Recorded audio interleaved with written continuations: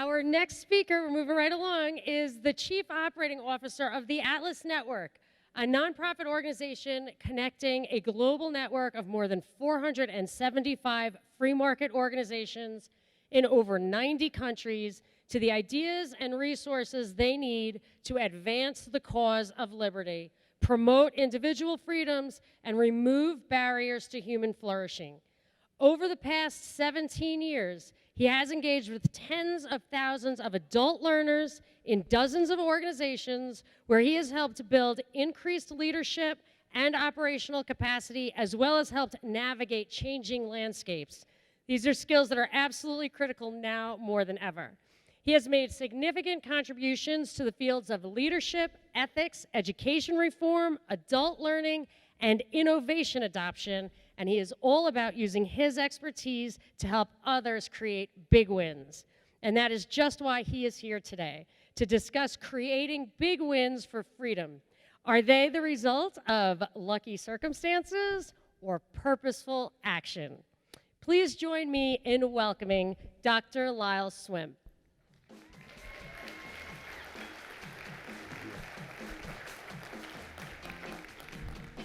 Thank you for that introduction. That's a tough act to follow. Maj, it's not fair.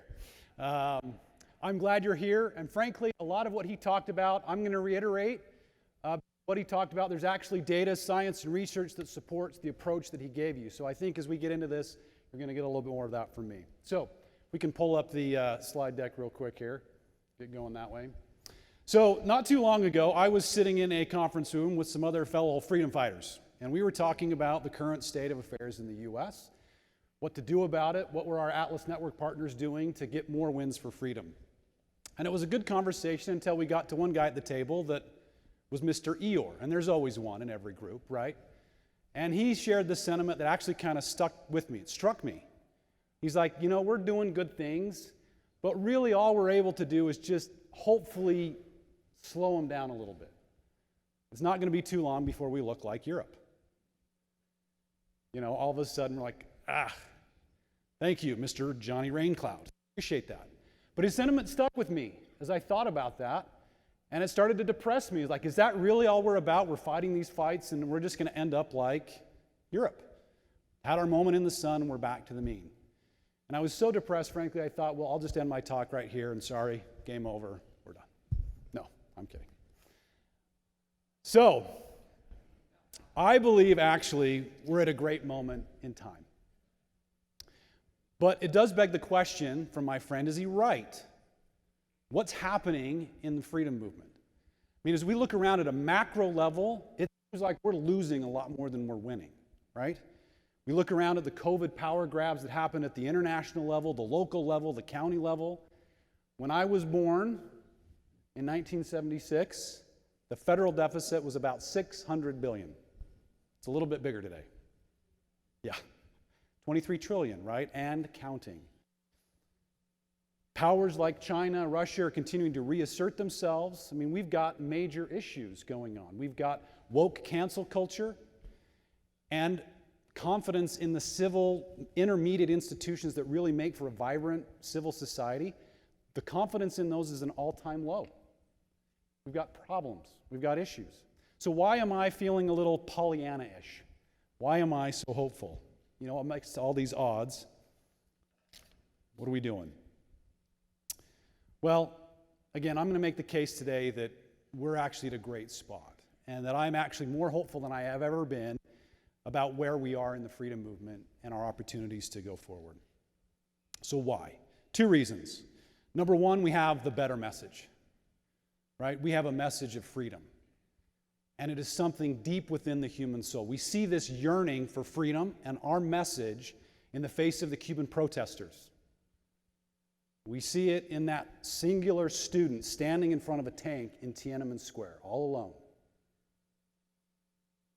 We see it etched in stone in the words on the Statue of Liberty, right? Give me your tired, your poor, your huddled masses yearning to breathe free.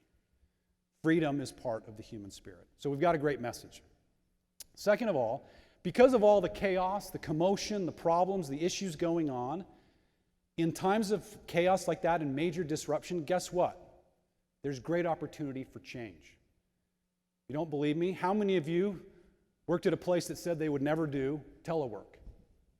We were kind of in that spot. Well, guess what? COVID came in, chaos ensued, and now everybody's teleworking, right? So in the moment of these great times of change, there's a moment for us right now to capture, to step into, to embrace, where we can get more wins for freedom. The question is for us today at this conference and for this movement generally is, are we ready to seize the moment? Are we ready to take advantage of this opportunity? No matter how bleak it may seem right now, there is an opportunity. But if we continue to advocate for freedom the way that we have been over the last 40 to 50 years, we're going to lose. We have to do things differently. Our ability to achieve what I believe are opportunities for seismic shifts toward a more free and open and prosperous society are going to be wholly dependent on our ability to do things differently, to advocate differently. We need a new playbook. And frankly, it's a playbook that I'm going to talk about that many on the opposing side have been using for years. Now, I'm not going to go all Saul Alinsky on you, don't worry. It's not that playbook. But this playbook has been used effectively by the other side to get lots of wins. Now, they've got a bad message and they've got a bad product, and yet they're still successful. So what happens when we take our great product and our great message and put them together with this playbook? We've got a great opportunity. So, I want to tell you briefly, let me go back here, about this fellow named Coach Kevin Kelly. I ran into him doing my dissertation, and Coach Kelly was the head football coach at Pulaski Academy, a small private school in Little Rock, Arkansas. They had to play against the big boys because they were a private school. Arkansas, the High School Football Association said, listen, because you're private, you can recruit. And so we're going to make you play against bigger teams. So Pulaski was best described as a mediocre football program. Had never really won big. Kevin Kelly comes in 2000 and says, I can either keep doing what we've been doing and get a few wins but lose in general, or I can throw out the old playbook and get a new one. And that's just what he did. He came across a Harvard professor that did research and said, you should never punt. For those of you who know football, you're thinking, dude is crazy. But that's what the data said. And so Coach Kelly said, I'm all in. It didn't start so good for him, though. His first game using this approach, he lost 62-10. Right? Okay, so much for that data. But he stuck to it. At the end of his first season, not only did they make it to the finals, they won their first state championship. In subsequent years, they won, I think it's 8 more state championships. Multiple undefeated seasons. In fact, they were so good that a few years back, Arkansas High School Association came back and said, you're too good, we're going to put you up in the next division. And he kept winning. So what does that mean for us? Number one, a couple learnings here for us, I think, here at FreedomFest. Not having enough resources is not an excuse for not winning more. George Washington was under-resourced and understaffed, undergunned, and he won. I think actually not having as many resources bodes well. It means we have to be more entrepreneurial, more nimble, more quick, and we can do better. Second, he was willing to throw the old playbook out because the data said that was the better decision. And because of that, he won over and over and over again. So let's talk about these 3 plays that I want to share with you. It turns out that how ideas spread follows a pattern. In management theory, they call it the diffusion of innovations theory. So play number 1 in this playbook that we've got to put in and throw out some of the other stuff we may have been doing, and that is know your audience. And by this, I don't mean, okay, these are the Democrats, these are the Republicans, I'm talking to small business owners or women or whoever it might be. I need to know what my audience looks like in relation to this curve and the idea that I am trying to advocate for. Now, there are 3 or 5 different kinds of adopters: innovators, early adopters, early majority, late majority, and laggards. Each one of those relates to the message of freedom or your particular policy idea in a different way. So I can't talk to them the exact same way. I need to have a different message. Now, for the first group, that early adopter group, the innovators, the first 2.5% to 5%, they're really persuaded by data, intellectual arguments, philosophical arguments, mixed in with a little bit of fear. But for the rest of the group, that doesn't land. Maj talked about that, right? What did he say to lead with? Empathy, not the facts. That's what this curve is telling us, right? So how do we lead with that message? Well, it starts by, number 1, understanding why people adopt an idea for those non-intellectual reasons. which they do. Most people know that smoking's bad for them. They know the data. They're doing it for other reasons. I know that a big bacon cheeseburger is not what my doctor recommends for better cholesterol levels. But I'll probably have one later today anyway, with a side of fries. Okay, so there's other reasons why people are doing what they do, adopting what they adopt, whatever ism that might be. And so we need to develop a messaging framework that allows us to talk to the heart of people. Our message, frankly, is one of the soul. In some ways spiritual, right? Freedom, that yearning that we talked about that's deeply embedded in the individual, that's a very meaning-based message, not one based on a bunch of statistics. So how do we talk to people in that way? So in addition to that, we need to trade fear for more hope. Frankly, this was the magic of the Ronald Reagan campaign, right? Morning in America, for those who were around for that. Some of us were, some of you don't know what I'm talking about, kind of like VHS tapes, right? But Morning in America was this hopeful message that Reagan brought, and it resonated across the aisle. And it was part of the powerful impact that led that Reagan revolution. So what's our hopeful message? Here's maybe an example. Who here has heard of the glass ceiling? Yeah.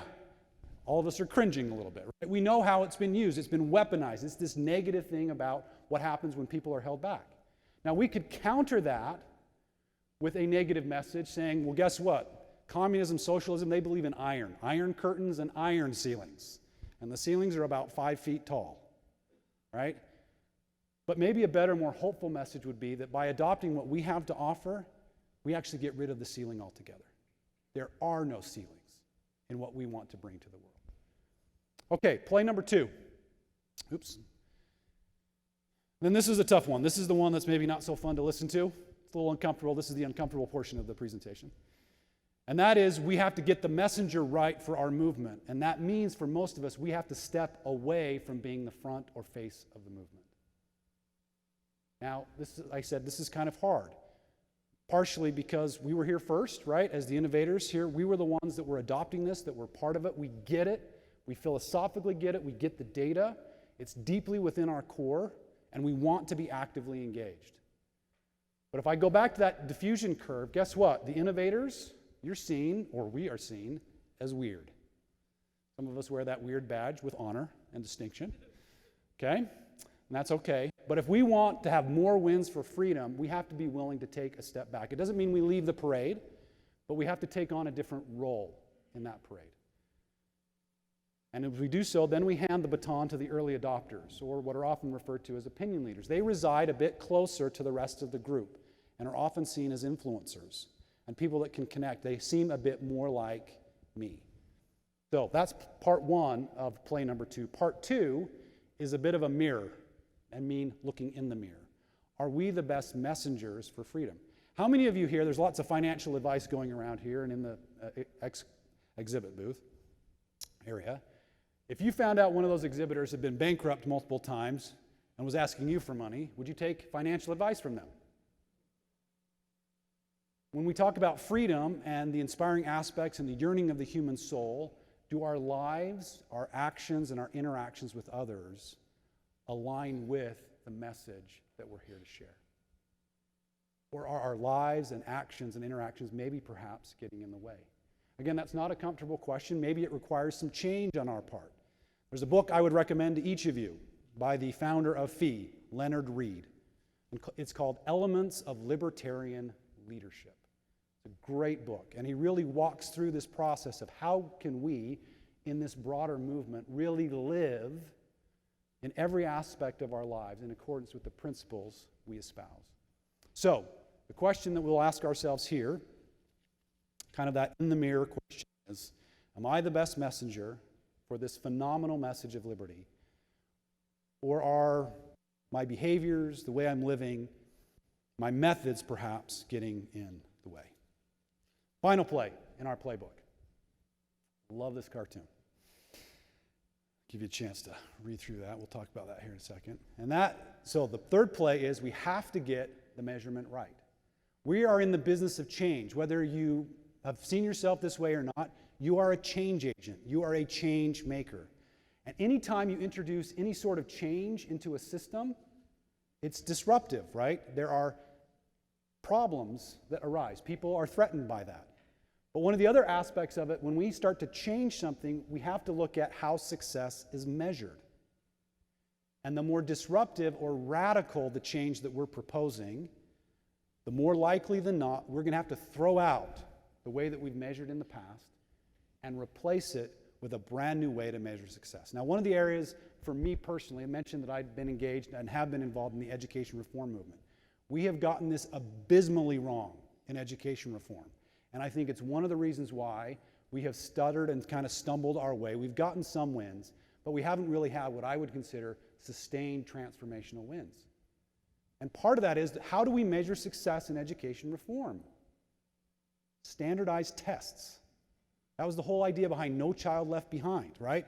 These high-stakes testing where we're going to constantly see where individuals are. Well, that's a great measurement tool if we're going to go like the Prussians and create, robots, right? Humans that are standard. But there is no standard human, right? So when it comes to freedom and freedom reforms, the standardized test is the worst possible measure we could use to evaluate whether a reform that is freedom-oriented is successful or not. So for us, again, more broadly, look at what you're trying to propose, whether it's gold standard, whether it's some free market reform. Does the way we talk about success need to change? I frankly believe if we don't get this piece of it right, it's one of the fastest ways to ensure that freedom loses. And like with the education example, again, I think it is one of the reasons why we've struggled to see transformational gains. There's got to be a better way to measure success that's respectful of the individual and forces the other side to chase us versus us chasing them. All right, well, let me come back to my Eeyore-ish friend I talked about in the beginning. There is no doubt there are storm clouds on the horizon, and many of those storm clouds are already here. They're at the front gates. All I have to do is pull open a newspaper and look at it. China's on the march in Hong Kong, right? We've got a good friend, Jimmy Lai. Some of you may have read about him in the Wall Street Journal, who will probably spend the rest of his days in jail simply because he challenged Chinese authorities. So there's those storm clouds. We have the COVID storm clouds that came, the power grabs there. We have the turmoil in Cuba, Venezuela, and even Chile, which had been a bastion of kind of freedom, an example of freedom in Latin America. They're having significant issues and challenges now. And of course, here at home, populism, socialism, etc., and that march forward. But we can't fight clouds with more storm clouds. That's what we've done in the past. The best way for us to win in the future is to chase those storm clouds away with sunlight. And that's what this new playbook, these 3 plays, are all about. Get the messenger right, get the measurement right, get the audience right. And if we'll do that, I'm confident that with this new innovation reform playbook, we can become the effective pro-liberty advocates that our message, this message of hope, opportunity, peace, and prosperity, really deserves. And so at the end of the day, if we'll do this, we'll be able to use this unique, chaotic moment in time, not just to prove my friend wrong, which I look forward to doing, and not just to push back on the slow march of socialism, etc., big government movement. More importantly, I believe we can recapture lost ground, and in addition, take new ground for freedom. Thank you.